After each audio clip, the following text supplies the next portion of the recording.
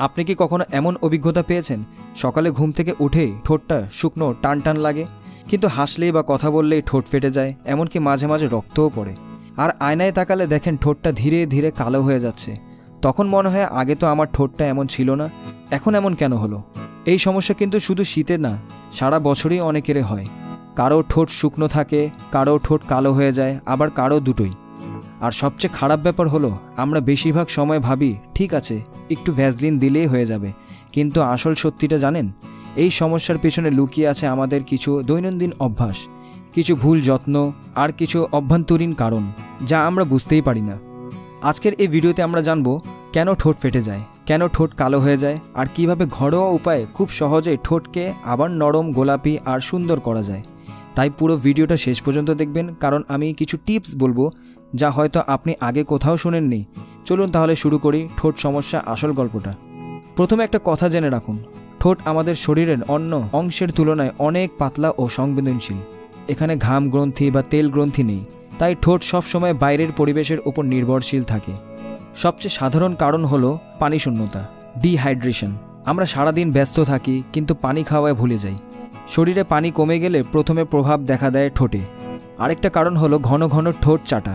অনেকে ঠোঁট শুকিয়ে গেলে জিভ দিয়ে চেটে নেন, এতে ঠোঁট আরও শুকিয়ে যায়। শীতের সময় ঠান্ডা বাতাস, ধুলা, রোদ এগুলো ঠোঁটের আর্দ্রতা শুষে নেয়। আর যারা ধূমপান করেন তাদের ঠোঁট আরও কালো হয়ে যায়।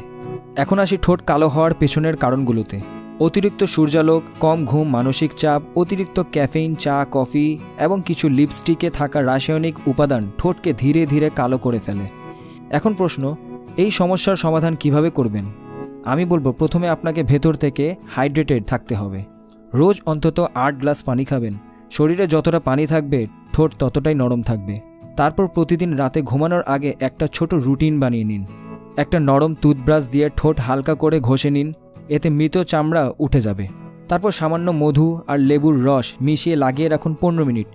এই 2 উপাদান প্রাকৃতিকভাবে ঠোঁট ফাটা সারায় এবং কালচে ভাব কমায়। আরেকটা ঘরোয়া প্যাক বলতে পারি, চিনি, মধু, অলিভ অয়েল মিশিয়ে স্ক্রাব হিসেবে ব্যবহার করুন। সপ্তাহে 2 বার করলে ঠোঁট হবে নরম আর চকচকে। আর ঠোঁট কালো হওয়ার জন্য সকালের ঘুম থেকে উঠে একটা সোজা কাজ করুন, 1 টুকরো বিটরুট ঘষে দিন ঠোঁটে। বিটরুটে থাকা প্রাকৃতিক রং ঠোঁটকে করে তুলবে গোলাপি। মনে রাখবেন, যত দামি লিপ বামই ব্যবহার করুন না কেন, যদি ভিতরের যত্ন না নেন তাহলে কোনো কাজই হবে না। তাই প্রতিদিন ভালো ঘুম, প্রচুর পানি, তাজা ফল আর শাকসবজি খাবেন। আরেকটা গুরুত্বপূর্ণ কথা, অনেকেই ঠোঁটে টুথপেস্ট লাগান ঠোঁটে কালো দাগ তোলার জন্য, কিন্তু এটা করবেন না। টুথপেস্টে রাসায়নিক উপাদান ঠোঁটের ত্বক আরও নষ্ট করে দেয়। তো বন্ধুরা, দেখলেন তো ঠোঁট ফাটা আর ঠোঁট কালো হওয়ার আসল কারণ কত সহজে এড়ানো যায়। কোনো দামি ক্রিম বা চিকিৎসা লাগবে না, দরকার শুধু একটু সচেতনতা আর নিয়মিত যত্ন। তাই আজ থেকে নিজের ঠোঁটের যত্ন নিতে শুরু করুন। প্রতিদিন পানি খাবেন, প্রাকৃতিক উপাদান ব্যবহার করবেন আর হাসবেন নির্ভয়ে। কারণ সুন্দর ঠোঁট তো শুধু চেহারা নয়, আত্মবিশ্বাসেরও প্রতীক। ভালো থাকুন, সুস্থ থাকুন, লাইভ গিভ বিডি চ্যানেলের সাথেই থাকুন। আল্লাহ হাফেজ।